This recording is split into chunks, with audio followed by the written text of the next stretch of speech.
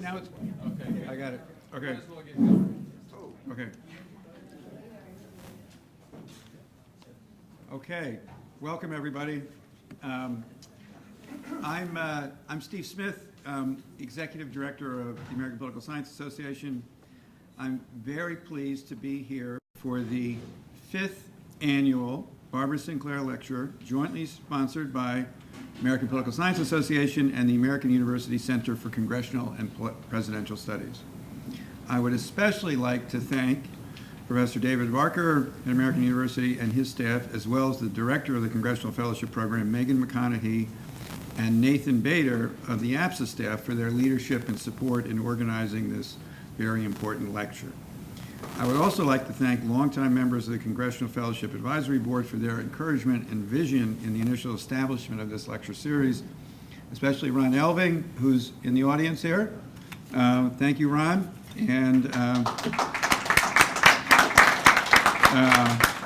And longtime Executive Director Kathy Rudder, and of course Jim Thurber, who was, I don't think Jim is in the audience, but Jim, for many of you know, was a faculty member here at, and still is, I guess, at AU for decades. So thanks to them. It is particularly fitting that we honor Barbara Sinclair for this lecture as a joint partnership between the American University Center for Congressional and Presidential Studies and the APSA Congressional Fellowship Program. Professor Sinclair taught at the University of California, Riverside and the University of California, Los Angeles, and was a member of the 1978-1979 class of APSA Congressional Fellows. And like many Congressional Fellows, found her year in Washington to be a turning point in her professional career. Served her fellowship placement with House Majority Leader Jim Wright of Texas, and this experience provided the empirical basis for her seminal work, Majority Leadership in the U.S. House, published after her fellowship year. She also authored many other landmark studies of Congress throughout her career. Dr. Sinclair left a lasting mark not only for her scholarship, but also for her service to the discipline. She was a dedicated mentor to many groups of scholars over the years and served for many years as a member of the Congressional Fellowship Program Advisory Committee. Let me also introduce David Barker, who is Professor of Government here at American University and Director of the Center for Congressional and Professional Studies. He has also co-founded the Program for Legislative Negotiation. He studies American politics, mass political behavior, and has written extensively on these subjects. His current book, Suspicious Minds, has an intriguing title, which he is co-writing with Ron Elving, examines the politics of intellect in the United States. So let me turn the program over to David. Thank you.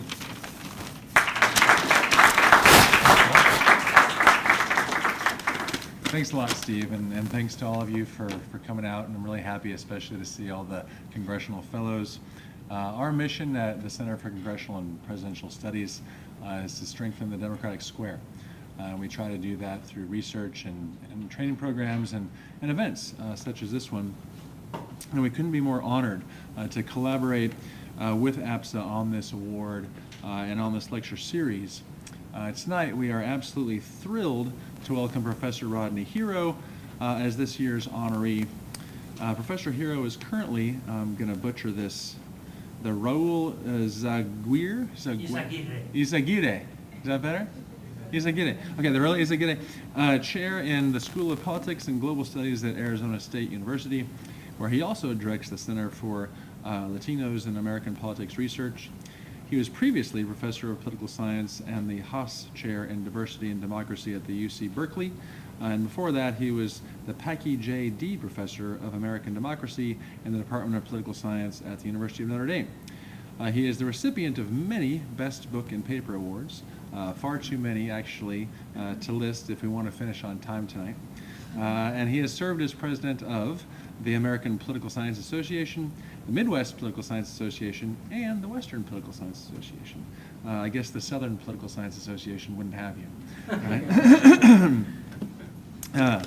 Professor Hero's research and teaching focus on American democracy and politics, especially as viewed through the analytical lenses of Latino politics, racial and ethnic politics, state and urban politics, and federalism. He is one of the most esteemed scholars of racial and ethnic politics in the world, whose work has paved the way for an entire generation of contemporary scholars, and he has served to bridge the studies of citizens and political institutions, especially in Congress. It's that stream of his research that we celebrate tonight, but it's important to point out that he has also made many important contributions to how we understand urban and state politics, political behavior, and elections. Indeed, overall, he is the author or co-author of 9 books and over 80 peer-reviewed journal articles or book chapters. Okay, now that I have sufficiently embarrassed you, Rodney, I'll go ahead and turn the mic over to you. Rodney Hero. Thank you.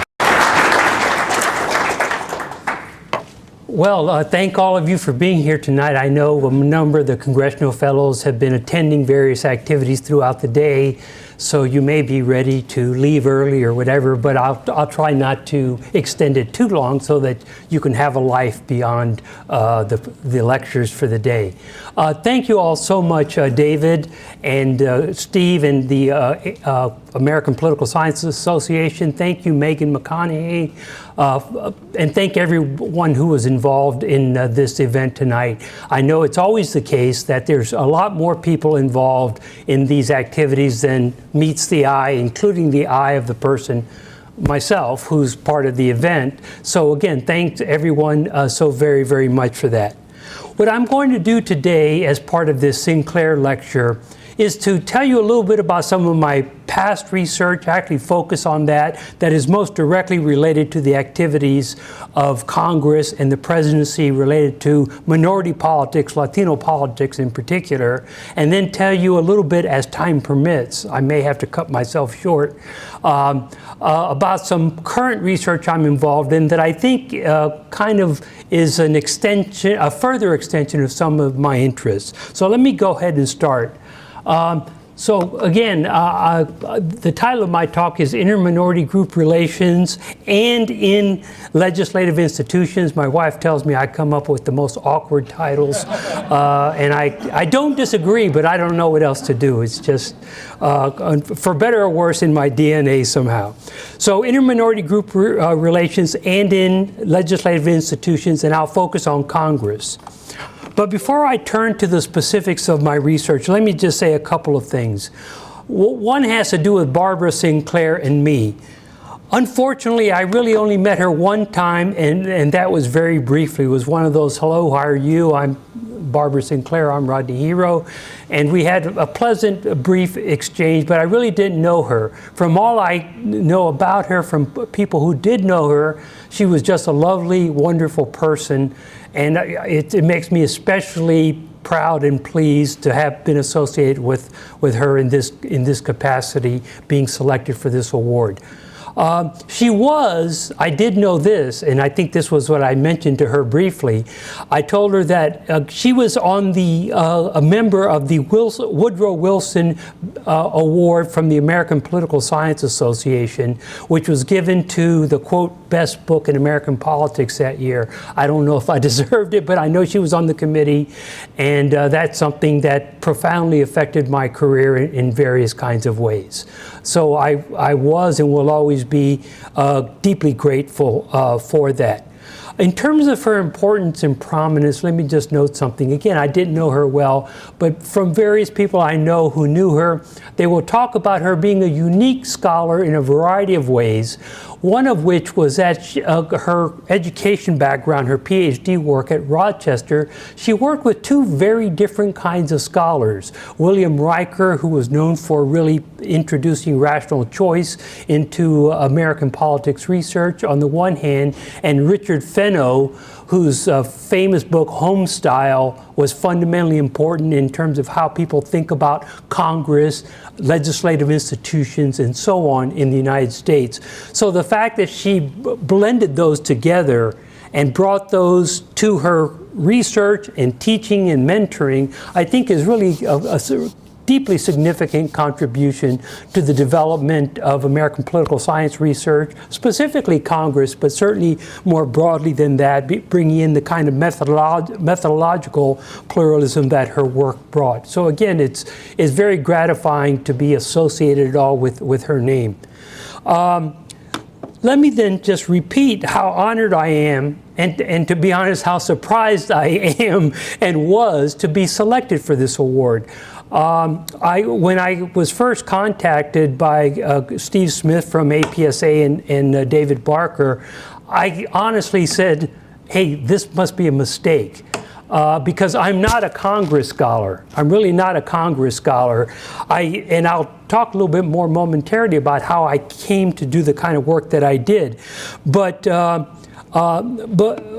know, I said, well, did you somehow hit something wrong on your computer? You meant to send this to Randy Hurd and you send it to Rodney Hero by accident or something, because again, I don't think of myself necessarily as a Congress scholar. I've always had a deep interest in Congress, but and some of my best friends are Congress scholars, and so I was thinking they probably see this and say, what the hell, how did Rodney get that? And so I feel kind of awkward, so please recognize that.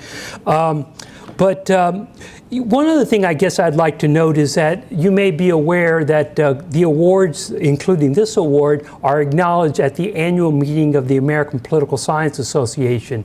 And as it turned out this year, and this is something that I think, to the extent I know Barbara Sinclair, she would have found very gratifying, and that is the two individuals who gave me the award, the certificate and so on, at that event were two women. One, the outgoing president of the APSA, or the most immediate past president, and the incoming, Janet Bach-Steffensmeyer on the one hand, and Lisa Martin on the other hand. And I think one of the things that has developed over the years is that the APSA has been much more open and supportive and encouraging in a variety of ways to gender diversity. And I suspect that Barbara Sinclair would have found that very, very satisfying. So I just wanted to know that. I wanted you to know that.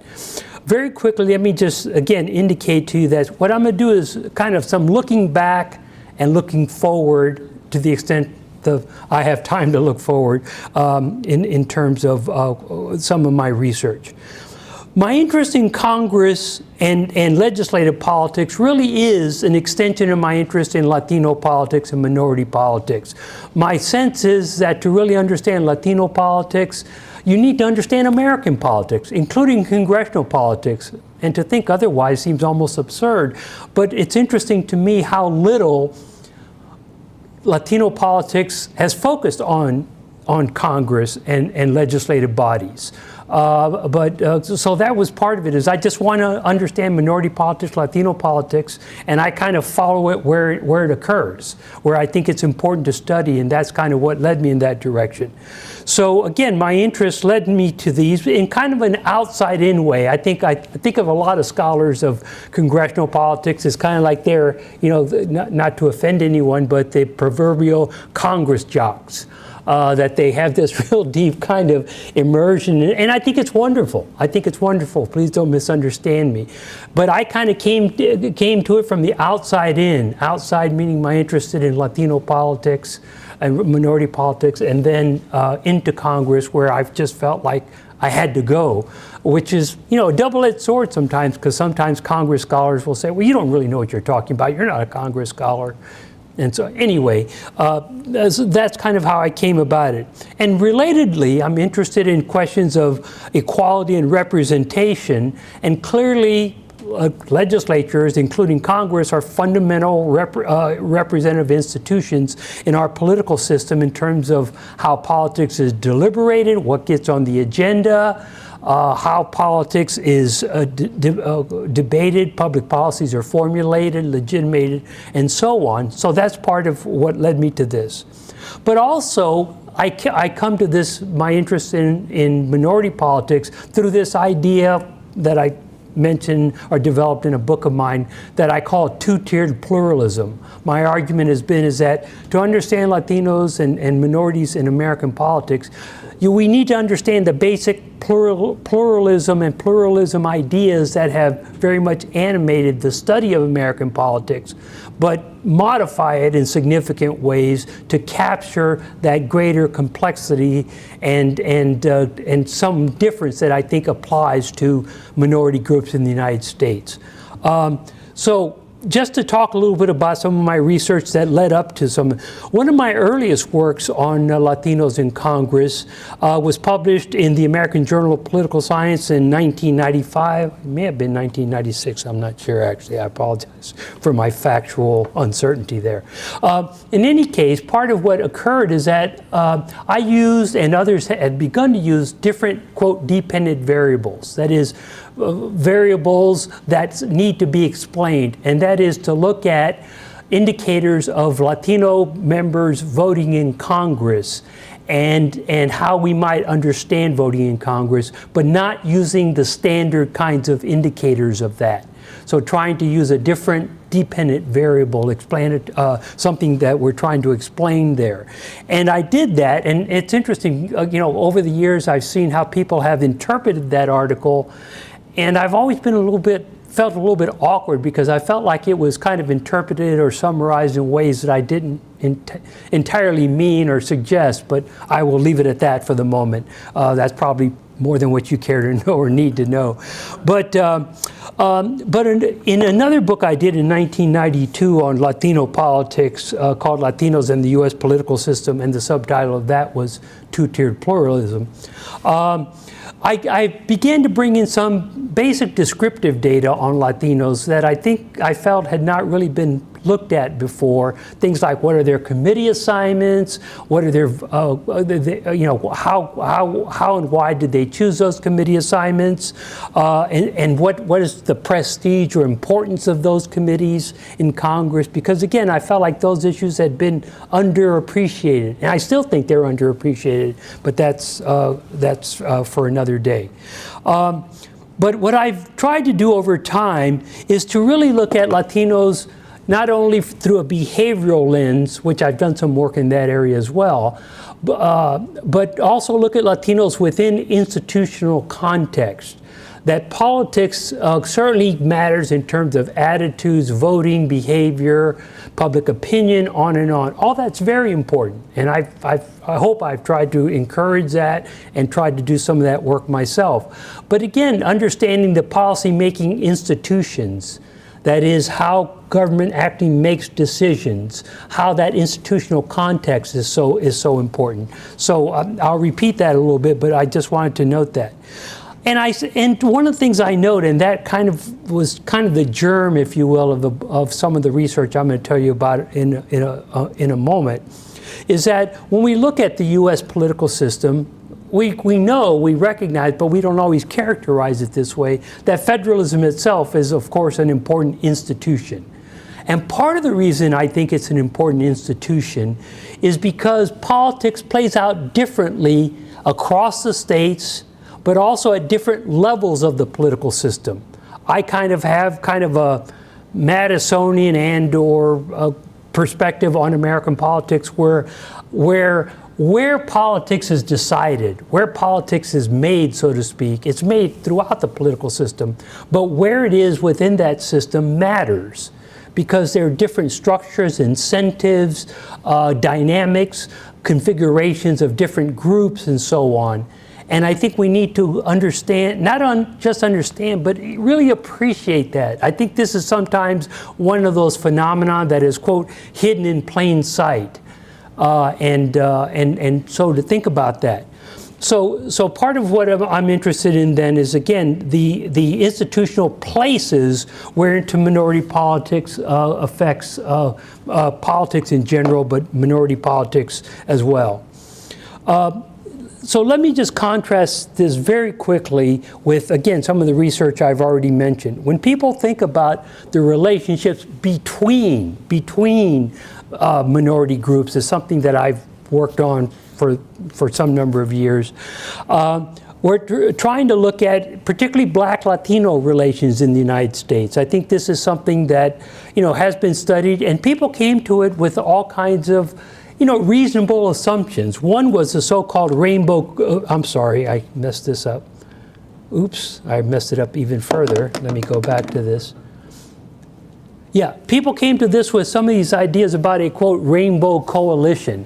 If, you know, for those of you who remember history of Jesse Jackson running for the presidency on the idea of a rainbow coalition, and part of the idea of a rainbow coalition was that there would be this coalition of racial minority groups, but also across class and various other dimensions. But the rainbow coalition of race, of Latinos and blacks was implied in that.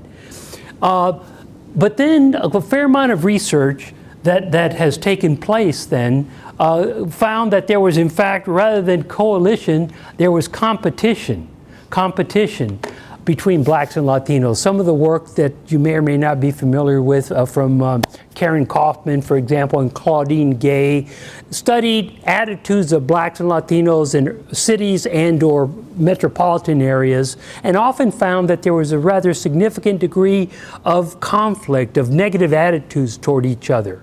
And I think that's really important to recognize. But part of what, and also some studies on mass behavior, again, you know, how do Latinos vote, how do blacks vote on certain kinds of issues.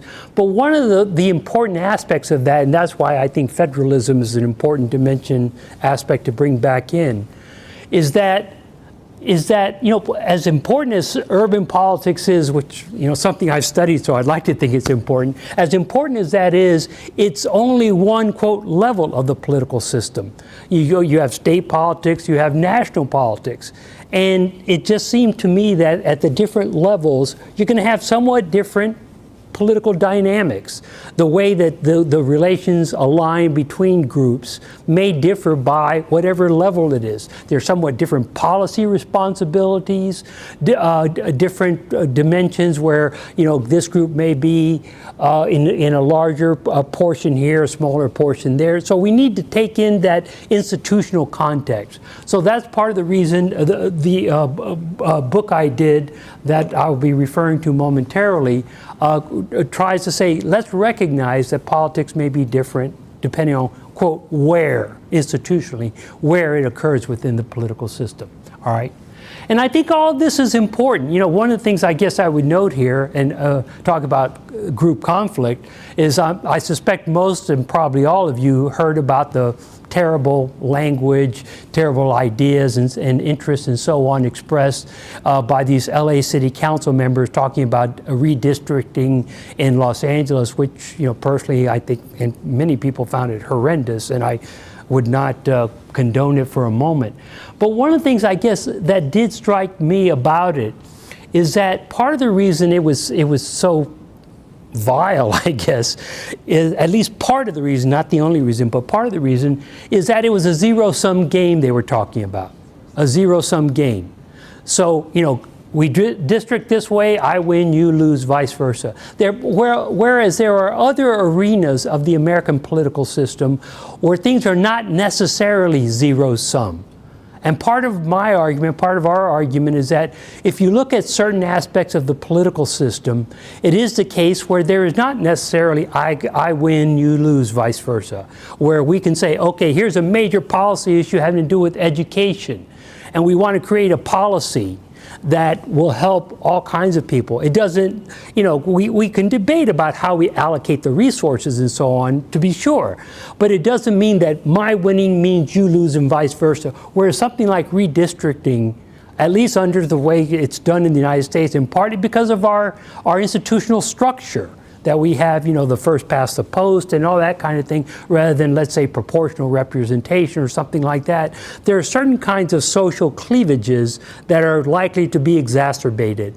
And I think this, you know, contributed further to what was already a horrendous set of comments by the people in the having to do with that issue. So just to kind of give you a little background there. So one of the things that I've tried to engage in my research is, again, this notion of conflict or cooperation regarding minority intergroup relations, all right? And again, the premise is that institutional context matters for those relations and for pluralism, potential coalitions, and so on. So what I did with my colleague Robert Preuss in a book that I think is part of the reason the selection committee found the book, some of the things we've said somewhat interesting, is to examine a variety of dimensions of congressional related activities. And one of the things we do is look at advocacy groups advocating on behalf of blacks and for Latinos. So we looked, as you'll see momentarily, we looked at groups like the NAACP, NUL is the National Urban League, League of United Latin American Citizens, LULAC, MALDEF, Mexican American Legal Defense and Education Fund, and what was then called NCLR, National Council of La Raza, a major Latino-focused organization, which changed its name about 4 or 5 years ago to Unidos US. So if you haven't heard of NCLR, maybe because you've now heard of Unidos US. But part of what we look at is what we define or think of as the salience and congruence of issues. What issues do they find salient? So one of the things we look at is we say, let's look at congressional testimony presented in Congress by this array of groups, and ask two questions. One is, what issues do they define as salient, as important, as relevant, especially relevant? Then secondly, to the extent we can identify that, how congruent are their views? Both you and I may see an issue as important, but we may agree on it or vehemently disagree on it. And we should not just assume one or the other, all right? So what we do with this, one of the things we do is we gather data on these groups and the extent of their congressional testimony. But we also looked at a second thing that they did, and that is the use of congressional scorecards. As many of you may be aware, one of the things that a lot of interest groups do is they create these scorecards. They will identify a set of very important policy issues, what they deem important policy issues, and say, okay, how did members of Congress vote on these things? Did they vote yes or no? We as a group think that yes was the right vote, the good vote. Or we think a no vote is what we wanted. So try and look at the congressional scorecards that these particular interest groups create to assess, to analyze, to evaluate members of Congress. All right? So those are a couple things that we did. And I'll just tell you very, very quickly some of what we found. So this is data. Again, this is old data. You know, I said we're looking back, and we are. So this is data looking at congressional testimony from this period. And we look at using this well-known data source from Baumgartner and Jones, Frank Baumgartner and Brian Jones, and they collected all kinds of data on congressional testimony, trying to say who's involved in what kinds of issues. And if you look at the several columns here, the first column says only black groups testified, and they testified on these kinds of blacks and Latinos, I should say. They weren't the only ones who testified on this period, but of the blacks and Latino interest groups, they're the only ones who testified. And you see that there's this pattern here where the black groups tended to testify on quite some number over this period of time. Latino groups testified on this, and part of the highlighting here, not the purple, but the other highlighting, is meant to indicate where one group or another kind of seems to give more attention, what they're focusing on more so than do some other groups. And so you see that blacks for ethnic minority and racial group discrimination as well as general civil rights are very heavy in that regard. Latino groups focused heavily on the census during this period of time. And as many of you probably know, one of the issues that Latino groups have addressed over time is the, quote, undercount of Latinos. And that's part of the reason we would anticipate that. But then turning to that purple column, the question is, okay, how much did they both testify on the same thing? How much did they each or both testify on the same thing? And one of the things we think is interesting here is that there's not that much testifying on the same issues. So there seems to be something of a little bit of like specialization, if you will, or certain issues are more important to one group than the other. You know, and there's a whole debate about, you know, why and how groups specialize. You know, one is a niche argument that, okay, they define a niche, and that's kind of where they focus. That could well be the case. Or they may feel like, okay, this group is going to testify, and we're pretty much in agreement with them, so we don't need to testify either. So you can, you know, raise those legitimate research questions, I think, about this. But anyway, this is one of the things that we looked at in terms of congressional testimony by black groups and by Latino groups. So we don't differentiate between, so we have, you know, the various black interest groups, the various Latino groups. We kind of aggregate that data, which may or may not be altogether appropriate, but that's part of what we did. All right, so congressional testimony. Then we looked at the salience and congruence of minority advocacy groups' agendas. This is looking at the scorecards. So this says in the first column, NHLA stands for National Hispanic Leadership Association. National Hispanic Leadership Association. And then there's the NAACP, and they have their scorecards where they say, these are the important votes that we think. And what we look at here is not only the total number that each does in different Congresses over time. Again, I know that this is kind of old data. It is old data. And you know, one of the interesting questions I think we can think about is what would this look like today if we pursued this further. But in any case, this says, okay, in the year 2003, 2004, the 108th Congress, the NHLA identified 24 votes. NAACP analyzed or identified 63.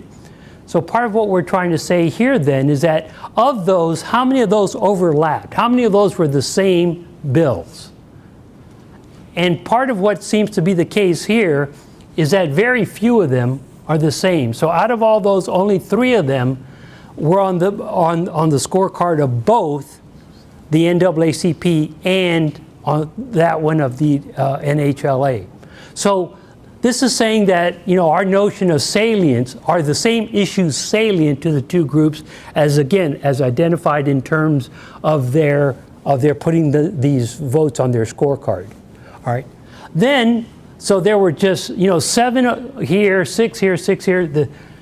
Interestingly, looking at this column though, of the ones that they both had together, 7, they were on the same side of all 7. Here they had 12 that overlapped, and they were on the same side of those 12. So the way we interpret this is to say that the salience is, we think, modest to low. The congruence was 100%. Okay, so you know, we think that tells us something about the intergroup relations and how they play out. So they're not necessarily dealing with or fighting with over the same kinds of things, but when they do identify the same issues, they agree on what the desired vote or desired outcome is. Okay. Then what we do is to use these minority advocacy group scorecards and look at how members of Congress vote on those issues. So we have a scorecard that we created, and then we say, okay, how did Latino members of Congress vote on this scorecard? How did black members of Congress vote on that scorecard? Okay, so what's their score on the scorecard? All right, and so we look, but we look at it kind of in reverse. So how did black members of Congress, MCs, vote on the NHLA or the Latino issues? And then how did the Latino members of Congress vote on black issues, those identified by the end? So we're trying to see, again, this cross-support notion as a basis, partial basis for ascertaining conflict, cooperation, whatever the case. Okay, now, how do we think about this? Well, part of our argument is that, again, a lot of the research looks, do they cooperate? Are they on the same side? And our argument is that, well, if you look at a black representative who has a strong positive score here, we would expect, but also one here, also does the Latino representative vote positively strongly positively on the NAA scorecard, and we'd expect them to. So that would be the expectation for like complete cooperation. All right. Now, on the other hand, conflict would be if a black representative votes positively on the NAA scorecard, but they vote negatively on the NHLA. Okay, do you see the kind of the logic here? That we would expect a black member, if there's cooperation, you have a good score on both the NAACP and NHLA. If there's some degree of conflict, you vote positively on, quote, your own scorecard, but not positively on the other one, all right? So that's how we think about it. Now, and so part of what we're trying to do here with this middle column is to say, well, look, do we necessarily think that there would always be this positive, negative kind of thing? It's possible that a black representative would vote positively here, but being a black representative doesn't have much impact on how they vote there. And so what we are trying to do here is to suggest that maybe it's more complex than either cooperation or conflict, that there's something in between. And we called this in the past tacit non-cooperation or independence. And just to give you one of the bylines here, that's what we think is the predominant outcome in terms of Black-Latino relations at least during that period of time, over that period of time. Okay. So anyway, what do we find? And I'm just going to give you a really quick summary of that. What we found was here are the basic findings that we have from that research. One is that it is the case that the representative's political party affiliation is the strongest predictor of how they vote on anything. One of the arguments, as I'll suggest later, is that various people have said, oh, once you know political party, you know everything you need to know. That's a very common kind of criticism that we've gotten. We understand it. We don't necessarily disagree with it entirely, but we think there's a little bit more to the story. Another thing that we found, though, is that the racial background of the representative matters somewhat beyond party. And this is especially the case, or was especially the case, and we think it probably will still be the case, for blacks. For Latinos, it's more ambiguous. It's more ambiguous, actually. At least during that period, again, we'd have to. One of the things that we found interesting is that when you look at the racial composition of the district itself, that in and of itself seemed not to have that much impact, which was kind of surprising to us. So it really is the case, or in our findings, that if you look at, a person's district is, 55% black or whatever, that in and of itself wasn't as critical as the racial ethnic background of the member of Congress himself or herself. A little bit surprising that we're still a little bit uncertain about. One of the things that we did find is that we did not find a very significant impact in terms of, let's say, the socioeconomic status of the district. So if a district has higher or lower poverty levels, for example, that seemed not to have as much impact. A lot of it was centered really on the representative themselves, the person themselves. But there was some degree of heightened support, and this is kind of a restatement of the second point, some degree of heightened support across minority groups, but not uniform. So what we argue is that descriptive representation, we think, does provide some unique level of advocacy beyond the district level characteristics. Okay, I'm going to try and go quickly here just to touch upon a few points. Now, again, just to suggest some of the criticisms we've got. Well, people say, well, didn't we already know this? Nobody really thought that it would be otherwise. That Latinos and blacks are not in conflict or whatever. And our response was that, well, maybe, but what about all this conflict that the other research found with regard to urban politics, with regard to state politics? And so our argument is that there's something about the national level and Congress as an institution and its policy responsibilities and the like that we think is, part of the story. And again, there's little, another criticism is that, well, once you know party, you know everything. And, we don't find that there's a lot of additional impact beyond political party, but there is some. And one of the things we always feel is that partly begs the question as to why there is the party alignment and affiliation there is in the first place. Why is it that blacks in particular have been so heavily Democrat over time and so on? So to say all is just party, well, why is the party, why is one group or another so strongly affiliated with a party? I think a last criticism, well, the one about the use of party, and another is the use of denominate scores, which are really a left-right kind of thing.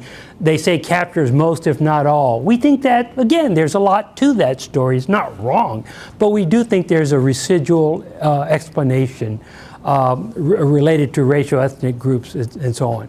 And a last one that I will suggest very quickly is, this a Latino scholar, said one time, well, if you look at the votes that the NHLA identified, well, they are all things that all of the Latino groups could agree upon.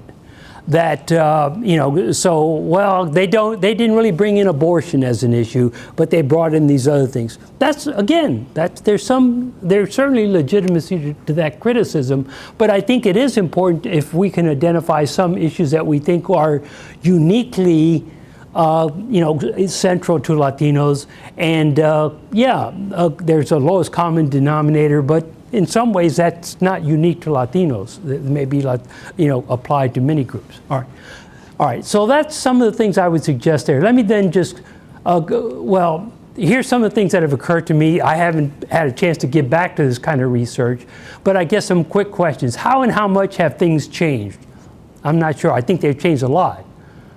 But how and how much, in what ways, I'm not sure. But one of the things that has occurred to me is that, how does this play out within the larger set of issues we see in the last 5-10 years or so in terms of polarization, etc. If there is change, and we assume there is, what are the major sources of that change? I think that'd be interesting and important to explore. How do we get at that? And why does this matter for these racial minority groups, but also for broader American politics? Okay. Then very quickly, some other things that I just wanted to mention that I'm working on, partly because I know that the center is congressional and presidential studies, so I thought I would mention a little bit of presidential related research that I'm involved in. We're looking at equality as a core value in American politics, and race and class in American politics. And one of the things we're studying is looking at things like State of the Union messages, SOTUs is our abbreviation, and inaugurals. We're also looking at party platforms and other things. But just to note very quickly here, what we're looking at is how equality is talked about or not talked about. In fact, what we find most interesting is not really talked about much at all, surprisingly so, in State of the Union messages in particular. And even in inaugurals, they talk about issues very broadly, generally, tepidly, I think I would say. But they don't. But the words equality and/or inequality appear so infrequently. What we are trying to do is to look at these going back to 1960, and looking the prominence of what you might call equality language. The prominence, how much is there, how it's portrayed, that is, how what are the causes of it, how is it talked about in relation race and class or other kinds of things. A third is a placement. Where in the State of the Union message do they talk about it? Do they talk about equality at the beginning, end, somewhere else, somehow, etc. And it's surprising how, I think it's actually an interesting story how that is done in and of itself, the placement. But the period, how this may differ over time from 1960 into the present, and by political party. So we're trying to look at the presidency as an institution, and again, its use of discourse and rhetoric around issues of equality. And we're analyzing this several ways, by the way. Machine learning, but we're also doing coding of various documents, as well as immersion. What I mean by immersion is my research colleague and I immerse ourselves in it. We spend lots of time reading these things. People say, you really read that many of them? And some of these are pretty long, believe me. But in any case, that's another kind of issue that we're trying to look at, trying to look further at these kinds of things.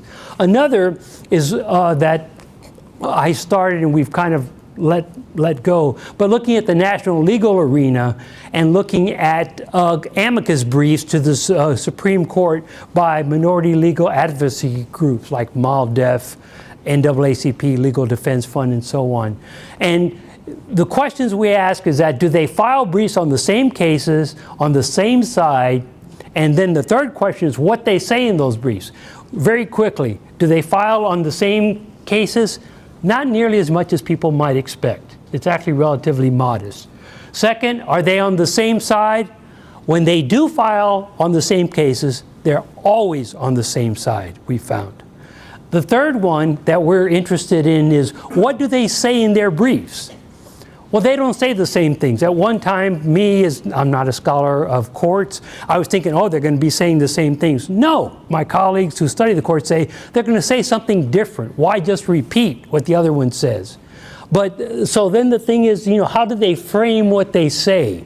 How do they frame what they say? At the broadest level, and this probably comes as no surprise to any of you, is that if you look at something like, let's say, affirmative action, it is the case that in many affirmative action briefs that we've looked at, over time, blacks talk more about historical discrimination, and Latino groups have taken the diversity argument. So, very broadly speaking, that's kind of like now, we can identify other kinds of things, but we're interested in not only do they file the same cases?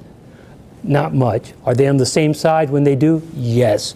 But then what do they say? What appeals do they make to various values, legal values, social values? Do they invoke social science research? Do they just focus on legal arguments, etc.? We're still, we kind of have left that one for various reasons kind of hanging, but a couple of things at the national level. Very quickly, racial diversity in state government institutions. We are doing research on state legislatures and the presence of minorities. And I think one of our conclusions at this point, and we still have more work to do, is that it's interesting that, for example, in the southern states, and again, I suspect many of you know this, the Democratic Party in the state legislature is a black party. It's a very heavily made up of blacks. So on the one hand, you see that there's been some increase in the presence, a modest increase in the presence of blacks in state legislatures, but they are always, just about always, in the minority party. They're, the Democratic Party, which is a clear minority party in most of the southern states. And how that has developed over time, we have some interesting data on that, is quite fascinating in itself.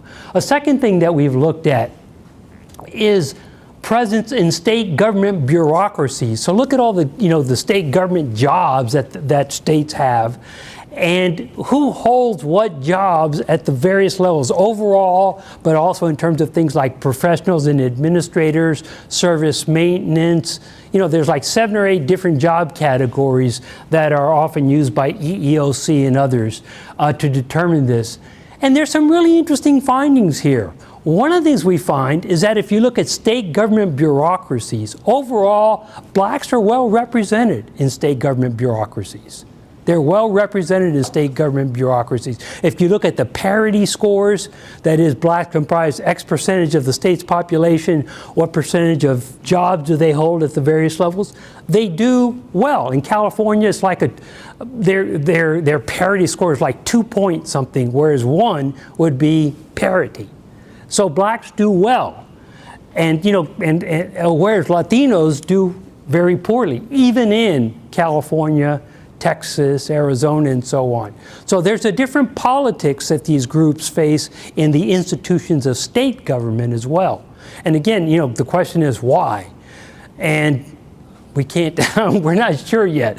The story that we hear from various colleagues is that, well, it's bureaucratic networks, or blacks were earlier successful in terms of equal employment opportunities under the law, and that this is a manifestation of that. But anyway, that's one of the things that we found. And we also have some look at a whole variety of public policies, things like education, incarceration, health, and so on and so forth. And again, the findings there are actually a lot more complex than what one might expect or think. Let me just give you one quick example that I was talking with someone about earlier. And that is, if you look at something like the percent uninsured in the state, percent uninsured is a function of public policy to some degree, Medicaid expansion, for example, but other factors as well. One of the interesting things we see is that if you look at the states of California and Texas, California has overall a much lower uninsured rate than does Texas. Texas did not expand Medicaid. That's a major part of the reason. But what's interesting is that in Texas, 60% of those who are uninsured are Latino. And in California, 60% of those uninsured are Latino. However, recognize that in California, it might be just a caricature of the data, something like 60 out of 100. In Texas, it's probably 600 out of 1,000. So when we think about how these things play out in the state, we need to look at the aggregate levels as well as the allocation of public resources and/or the policy outcomes. But again, if we think about public policies as a form of institution, and I think they are, then we can come to very different conclusions. But we have a whole variety of data on that we're looking at.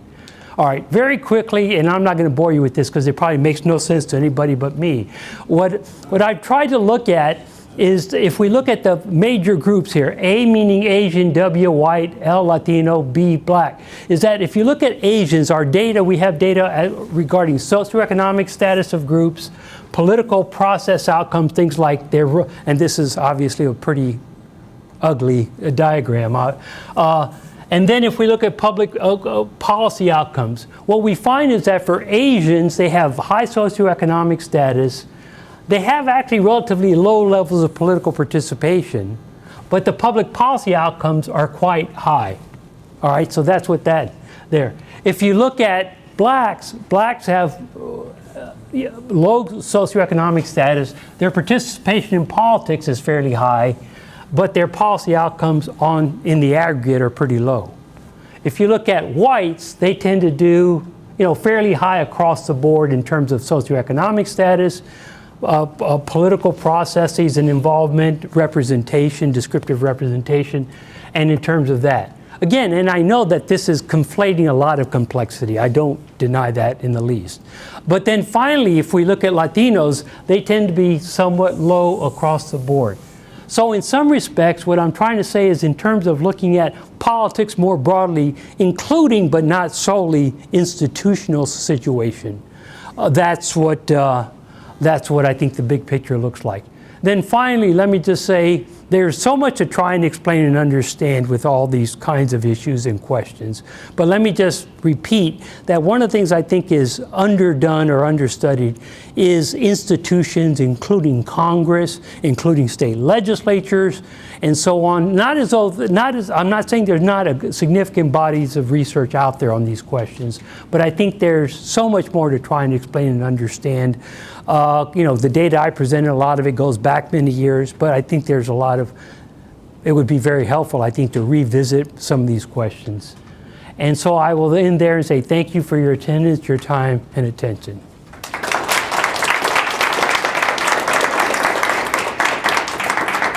Yes, David. So I have a lot of questions, and thank you very much. And I have a lot, but I'm only going to ask one right now. Okay. It's kind of a bigger picture type thing. When you talk about whether it's cooperation between blacks and Latinos, or just behavior in general, either in legislators or among voters of different types of racial and ethnic minority populations, I think about, I think in general, like people imagine that the psychology of that, and certainly the psychology behind the Rainbow Coalition, is that like, well, all these groups may be very different, but they share this thing in common, which is that they're members of disadvantaged or Right. minorities, and so therefore they're going to bond together and have the sense of linked fate or something. Right. Whatever. And so I wonder if in any of your work you observe, how the behavior, again, either institutionally or in the mass public of, say, Latinos changes depending on whether, say, you're in a state where you very clearly very much are in the minority, right? Maybe in the Midwest or something like that, or different places, versus, say, in the Southwest, where you might be, you're not a majority, but you're getting close to a plurality in some of those places, right? And so does that dynamic affect things? And does it affect maybe even specifically like cooperation, right? If, say, Latinos are a plurality. Right. less No, I guess my sense would be is that probably yes, but I don't know that for certain. And part of the reason there is that, you picked up already, particularly when I was talking about the diversity in the states research, is that I don't know if we've studied these things carefully enough to say, okay, in Texas, does the average Latino have these kinds of attitudes compared to Idaho? Right. I don't think there's, there are people in the audience who might know more about this than I, but that's been to me kind of an ongoing kind of frustration of a sort, is that we haven't studied enough. So how we know that Texas and California are very different. We know that Arizona and New Mexico are very different in various ways. And a lot of it has to do with kind of like their history. And I think one of the underappreciated or understudied aspects of minority groups, but particularly Latinos, because I think there's a greater body of research out there on blacks, but kind of an American political development kind of research agenda that has, in fact, some colleagues of mine and I are talking about trying to put together a proposal on that, saying, okay, let's look at some sample of, quote, Latino states with large Latino, but also look at some that have relatively small populations, and how does the population size itself relative to the others in the state, how does that affect it? But I don't personally, I haven't seen much research in that regard. I hope I'm not missing it, but I haven't seen it. I mean, one of the things I think I have seen is that I was involved in the Latino National Survey, which is now very old. It was completed in 2006. But one of the things I did one paper on, and a colleague of mine on that survey did a paper as well. We did try and look a little bit at, how do Latinos in Arizona differ from, and we do have some data, old data now, that does seem to say that yes, they do differ from state to state. The state context matters in and of itself, which sounds a little bit peculiar. People say, well, how is that? Well, there was this famous and appropriately famous book by Erickson, Wright, and McIver, goes back many years, and they, one of their chapters talks about this, and I haven't really seen people pick up on it. But one of them says, look, there is something about the state context in and of itself that really does matter in terms of shaping public opinion. But they do all kinds of machinations to try and identify what that is. And they end up saying, we can't really tell you what it is, but we know that state context matters in and of itself. And I think it does, but again, we haven't studied it enough. But a colleague of mine, he did a paper, and I did a paper with the LNS, and again, we found that state context does matter. But and another thing we did find is that to some degree, Latinos, they follow a little bit the general pattern of a state. So, for example, Latinos in Texas do tend to be more conservative than Latinos in California. So whatever the aggregate kind of opinion, leanings, or orientation are of a group, of the general state population, the particular minority groups tend to be a little bit, at least a little bit more like that.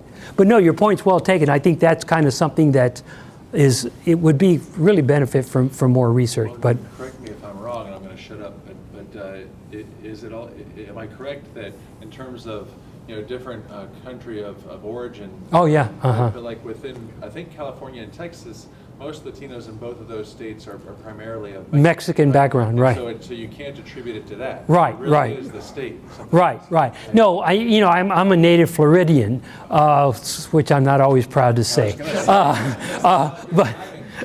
But but in any case, people ask me about the Latino vote in Florida. Well, for better or worse, I haven't lived there in like 45 years, so I don't follow it as closely as I probably should. But there are differences even within, we know that, the Cubans versus the others. I mean, I go so far as to say this, and this is a little bit because of my grandparents' background and so on. They are what I call, and I say this fondly, the early Cubans. They came in like the late 1800s, and they came as cigar workers. Pre-1960 by a lot. And there are, interestingly, there's some precincts in the Tampa area, which is where I grew up. Anybody hear of Ybor City? Y-B-O-R City? Okay, Ybor was a Cuban entrepreneur who set up a bunch of these factories. And there's an area of town still called Ybor City after him. And there were some precincts that in the 1948 elections went much more heavily toward Henry Wallace than did other places around the country. Henry Wallace was quasi-socialist or whatever you want to call it. And it was the cigar workers who, and so so Florida has this complicated history, but what's happened over time is that, the post-Castro Cubans, came to outnumber them and so on. And I'm not going to do this now, but I have some interesting memories of when I was a kid and how my relatives, the old Cubans, felt about the new Cubans. It wasn't always warm and fuzzy. I'll just leave it at that. I believe Ron had his hand up. So I'm fascinated by this fact that you're talking about with the diversity of these populations, particularly of Hispanic populations, sending representatives to Washington, who then seem to vote, if I understood the very beginning of your presentation properly, according to party, more or less, they become Democrats, and they, to some degree, succumb to the discipline of the caucus. And they also then find themselves voting, such as African Americans, because they're all subject to that same caucus discipline. So, in a sense, they're becoming, maybe socialized isn't really quite the right word, but organized into a party function, and to some degree as a sub-party function of people of color. Right. And that all those traces affect them in such a way that for them, going Washington, as it were, getting Potomac Field, right. has a very specific and different meaning from the way we've normally used it, but yet a very meaningful. Yeah, but one thing that I think is sometimes overlooked, and it's not very strong, it's not consistent, but there are some of the, I don't know if you remember, she was left office just a couple elections ago, Ileana Ross-Layton from the Miami area. But what's interesting about her and some of the others, her in particular, but for certain votes on certain kinds of, quote, social policy issues, they were actually somewhat more liberal than your average Republican. So you can identify things, and one of the I talk about this, I think, in the book from some years ago. But if you recall, the Great Recession, when there was the major TARP legislation to say, if you look at how blacks and Latinos voted in some of the earliest votes on that, they departed from the party significantly. In a sense, they were saying, look, we don't want to pass legislation that's going to subsidize these people who have shafted everybody. So you can identify some votes here and there, and people would say, well, that's just the outlier. Well, that may be true, but sometimes outliers matter.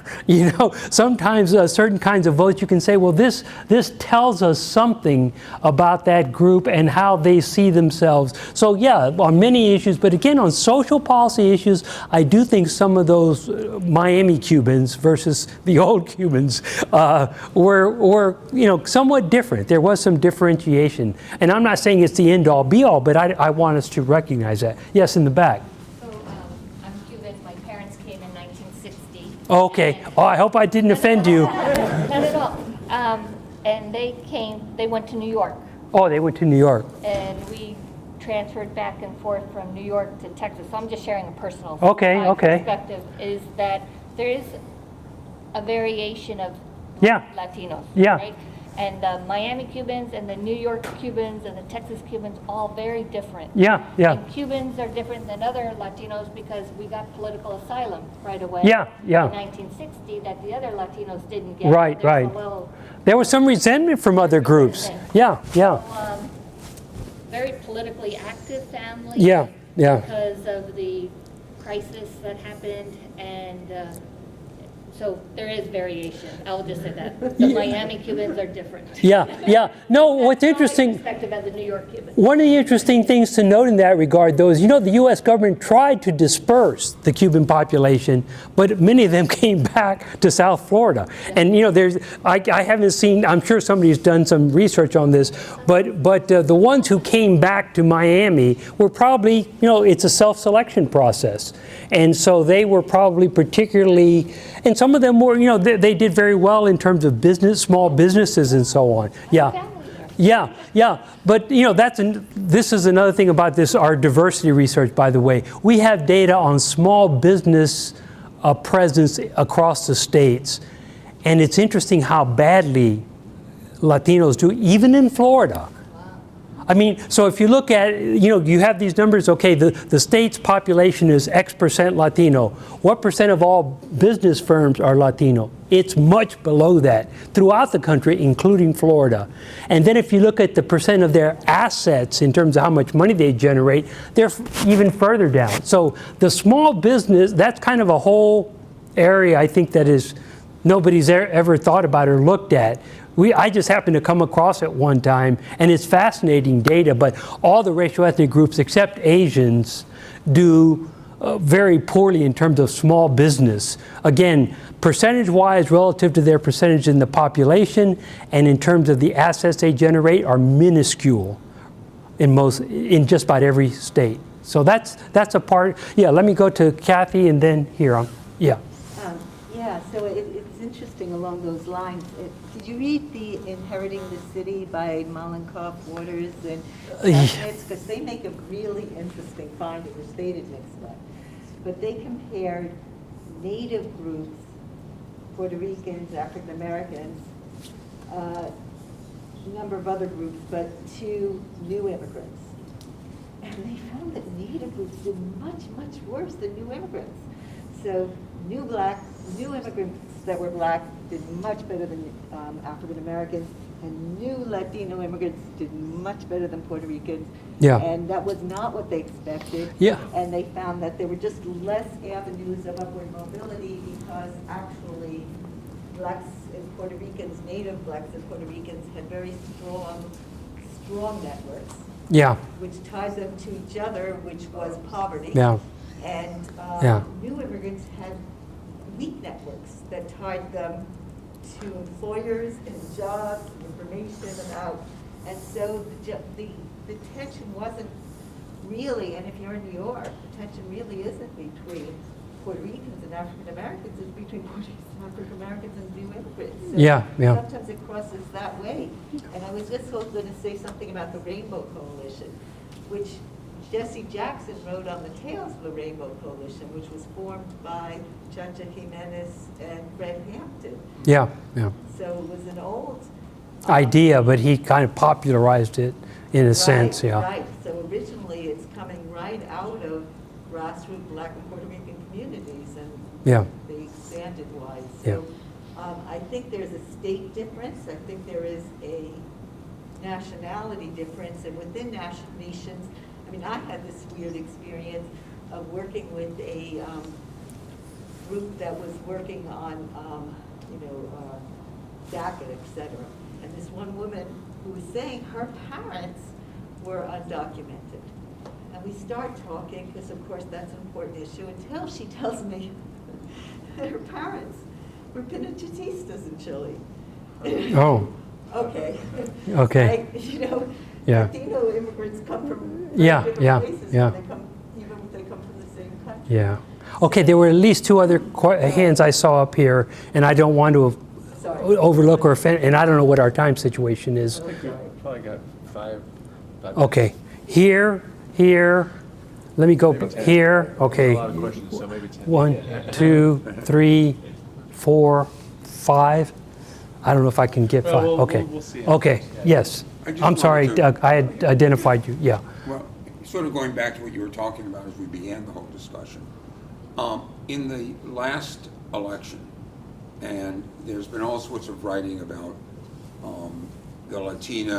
the change in Latino votes, how it's become much more Republican, much more conservative. Right. And that DeSantis, he went from losing, it was like negative 19 points. I just read in today's Wall Street Journal. And now the exit polls are showing he was positive 8 points. this 8, year. okay. And it's a dramatic difference. And that the Latinos are becoming much more, they're showing their colors as not being as progressive and much more conservative. And I just wanted to know if you know of any studies that have been done on that, because there's been a lot of media written about it. But Yeah. I don't see the studies. Yeah, let me just say this. I've gotten this question several times recently, and I'm still not sure. I mean, part of what I think, what people who are very knowledgeable in terms of polling and so on tell me, is that sometimes they question that data because of where the polls are taken. That is, who is being reached in the polls. Sometimes there's a much, quote, better off, if you will, or higher status in terms of economics, Latinos that are being picked up in those polls. That's what some of my colleagues tell me. I mean, I think for many years the argument was that Latinos were liberal economically and conservative socially. And I'm not, and I think there still is some of that, but I'm not sure it's I do think that, as Kathy was just suggesting, I think part of what may be the case is that the Latinos that have come recently have, Venezuela, anti-socialism. It's like an echo, if you will, of what happened in the post-1960 era with Castro. It's like, if anybody's associated with that, they were escaping that, and that leads, and they may be more politically active and engaged. And so that may be part of what you're picking up in Florida. You hear the stories about South Texas. The two places I've heard this question most is South Texas and Florida. South Texas, some of my colleagues who study these things say, well, it's not as strong as people say, again, partly because they're not sure where the polling is being done, that they're over-representing certain populations and so on. But it's still a question that's evolving, it seems to me.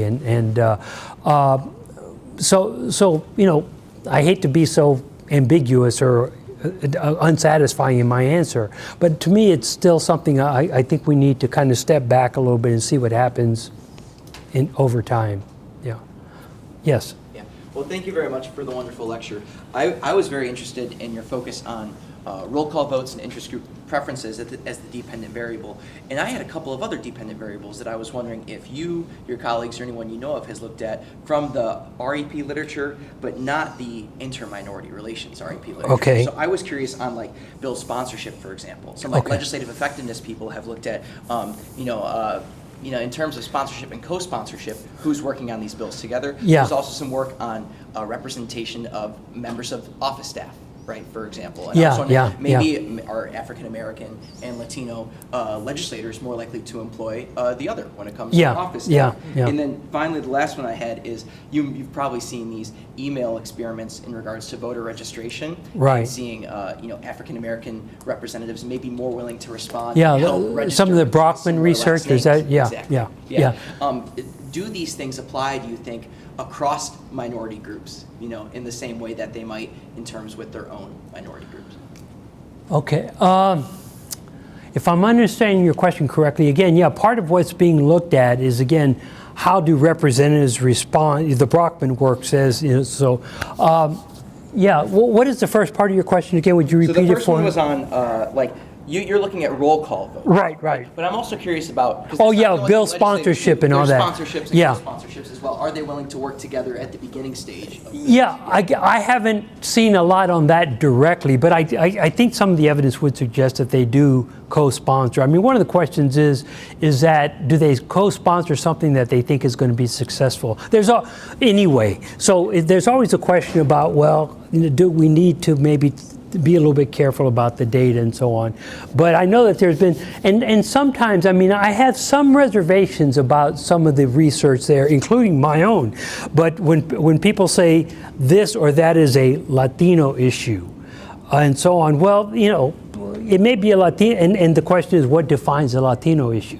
You know, the way I thought about it is that it's something that affects the Latino or minority population uniquely and or very disproportionately. That would be one way of trying to get at it. But some people have said, oh, this, you know, kind of like on the face of it, oh, this is a Latino issue. Well, it may or may not be. I mean, I've been a little bit critical of that. But again, you know, when I use the NHLA scorecards, people are saying, oh, you're just taking the interest group definition at face value. And I probably am. But at least it's a Latino interest group doing that.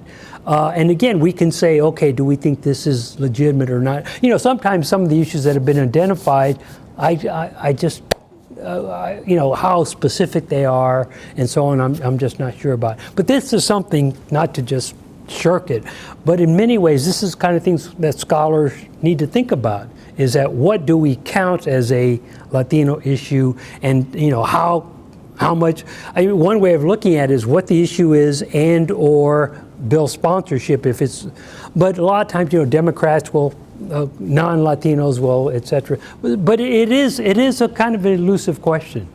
So I would just encourage you to think carefully and critically about it and talk to others about it. Yeah, I believe the next question was here. Yes. Hi, thank you so much for this talk. It's really fascinating. In kind of this conversation about how people are, you know, groups aren't monoliths, I noticed that you dichotomize Black and Hispanic. Yeah. Because you're looking at interest groups. But that's I think I know where you're going, and I agree. But go ahead. So I'm just wondering what you have to say about how Afro-Latino groups might. Yeah, no, that's something that I did not think of at the time, and I currently have a colleague who raises this question a lot in her own research. But no, in this diversity work that I'm doing, the restudying the states, and so one of the things I've struggled with is that, you know, I'm really redoing a project I did many years ago, but I wanted to revisit those questions where I'm trying to look at the racial composition. But the racial categories have become increasingly blurred. Mixed race, et cetera, et cetera. And so, I mean, back in the old research, I had a category of white ethnics, which really mean Southern Eastern European. But that's become increasingly blurred as well. So my colleagues and I have had these pretty long discussions. How do we, are we just imposing these categories on them? What if we count them this way versus that way? We've done some of that, and it hasn't necessarily affected our kind of statistical findings. But your point's well taken, is that how do we think about, Afro-Latinos would be a really good, we haven't come up with a good answer to that. Our dodge of that issue actually is that, well, the numbers, as far as we can ascertain, are not that large. And again, we do some statistical checks for this. We'll say, if you categorize this group this way, where do they go? If you categorize, and what is the impact of that on the overall findings and so on. But no, again, and I think there's part of me, in fact, a significant part of me that thinks in some ways it's great that this blurring is taking place. Because I think this will be something that will, in the longer term, mean that certain racial divisions and cleavages diminish and are not contentious in the way that they very often are. So I happened to do one of these 23andMe things, on Ancestry, and it pulled up some really interesting findings. I have some Jewish in me that I wasn't aware of. I had some other African, small smidge, and I thought it was great. I believe, I've never liked dogs that are purebred. I always like mutts, and I feel that way about human beings much of the time. So anyway, I hope I don't offend anybody with that, but I just think there's a certain healthiness to it and so on. But no, your point's very well taken. Yes. Yeah, I'm sorry, I didn't. On that last chart about the different racial and ethnic groups in American politics, where would you put Native Americans? Good question. Good question. I don't really have them on there, partly because they were decimated and their numbers are so small. Yeah. I mean, for what it's worth, here's a very, and again, every time I talk about these things, they're delicate issues, and understandably so. But I've come up with this thing that I think about the major groups in the United States that we think of in this way. Native Americans are the manifest minority. They're kind of on their face, the minority we always think about. Blacks are the major minority because of their historical place through slavery written into the Constitution.